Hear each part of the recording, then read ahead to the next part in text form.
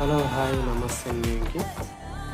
భూపాలపల్లి జిల్లాలో ఎన్ని బస్సులు ఉన్నాయంటే మొత్తం బస్సుల సంఖ్య 48. అద్దె తీసుకున్నాయి 24 బస్సులు. రోజు తిరుగుతున్న కిలోమీటర్లు 33 కిలోమీటర్లు. రోజువారీ విధుల్లో వివిధ రూట్లో ప్రయాణించే ప్రయాణికుల సంఖ్య 36,000 ప్రయాణికులు. ఇందులో మహిళల సంఖ్య 24,000. సో ఇది మన భూపాలపల్లిలో బస్సుల వ్యవస్థ.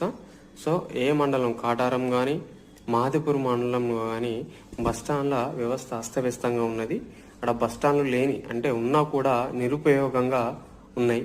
మంచినీళ్ళ సౌకర్యం కానీ ఆడ ప్రయాణికులకు తిరగడానికి వెసులుబాటు కానీ అక్కడ లేని పరిస్థితి ఉన్నది. భూపాలపల్లి జిల్లాలో వేప చెట్టు కింద ప్రయాణికులు ఉన్న వ్యవస్థ ఉన్నది.